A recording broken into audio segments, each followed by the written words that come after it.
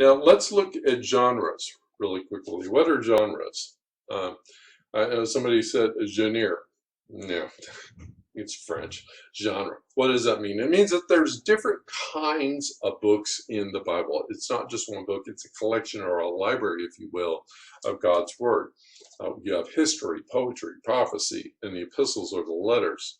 Uh, and each genre is a little bit different in how you study it. So some are literal, some are figurative. People will say, well, you can't take the Bible literally. Well, you can take the literal parts literally. You don't want to take, there are some things that you should not take literally, but because there's figurative language. So let's take a look real quick at this.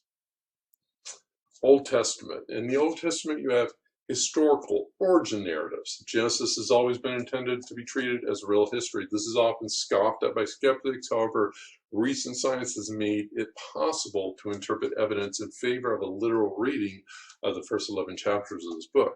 They give us everything from the first man and woman to the flood to Noah.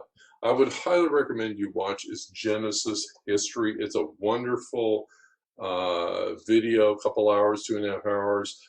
If you're into science, if you're if you're a little bit conflicted about the whole evolution worldview or how old the earth is, you're wondering how old the Bible fits into that.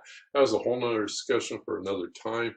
There's a lot of very, very smart people out there that have put incredible resources together. I would encourage you, if that's of interest to you, that you would look into that. If you simply have faith that, hey, this is true, great, let's move on.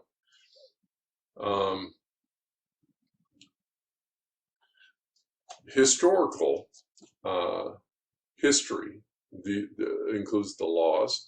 The laws are given Exodus, Leviticus, Numbers, Deuteronomy to the Israelites. They were in the wilderness after they had left Egypt. This was also known as the Mosaic Covenant.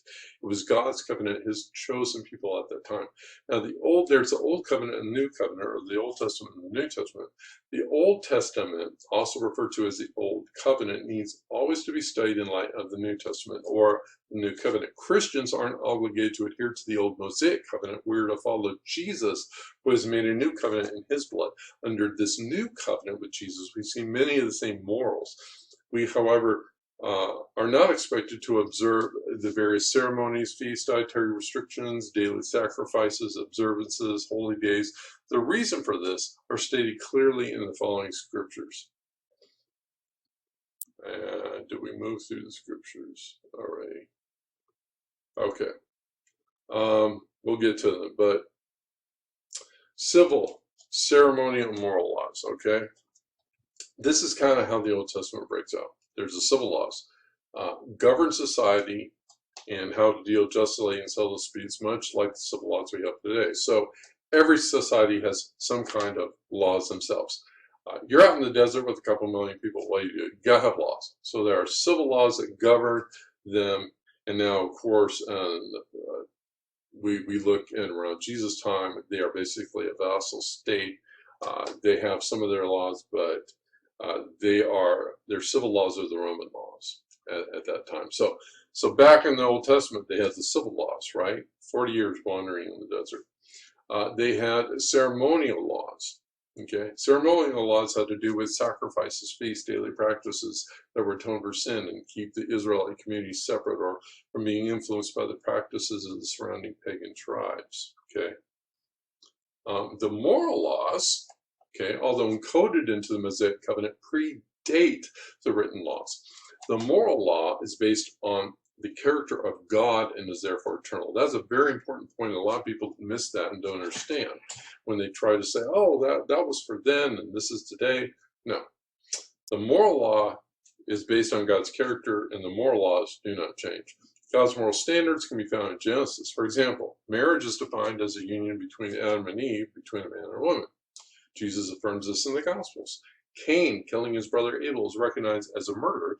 Sodom and Gomorrah were destroyed because of sexual immorality.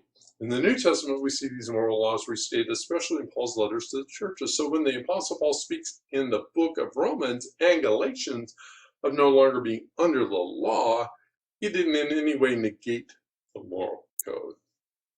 Really important point, guys. What about narrative? Okay, a lot of your history is narrative. What is narrative? Story. History, especially in the Old Testament, is always written in a style of narrative. That is, there are characters, a plot, scenes, very much like in a movie. This doesn't mean they're untrue, it's just the way it's written.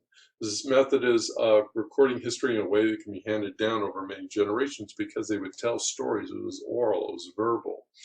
The narrative has three levels, like being viewed from different camera angles.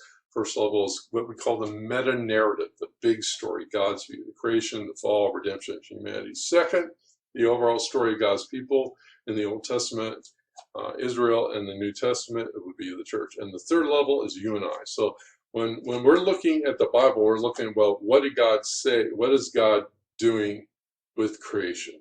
Then we look at the second level of the story.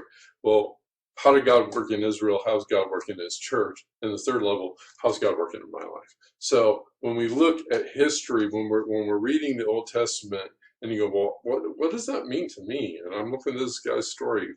What does King David's story have to do with me? What does Job's story have to do with me? Well, we're looking on that individual narrative, okay, to apply to our lives.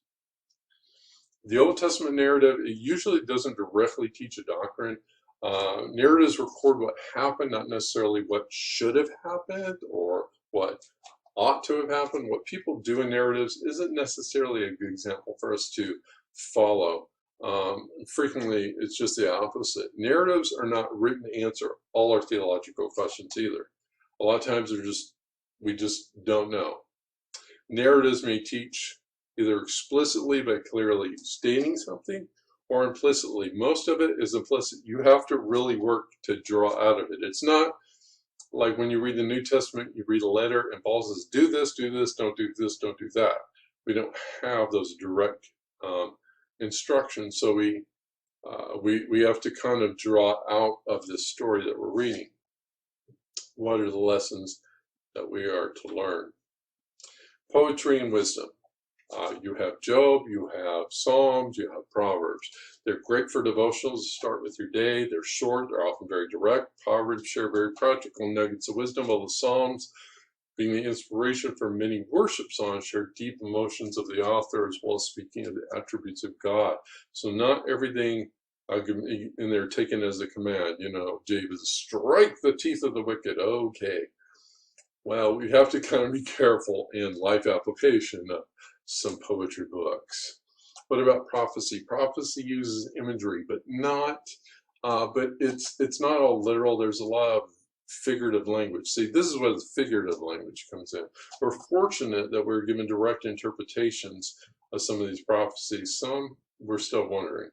As the prophets, well, they'll ask the angel in Daniel's case or in John's case in Revelation, what does this mean? And then, wow, then we're given some numbers. And again, that's a discussion for a whole nother video. And we'll get into that some other time.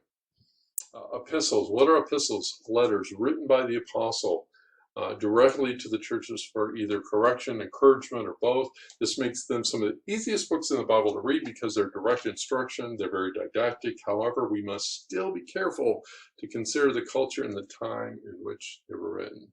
There are a few hard passages.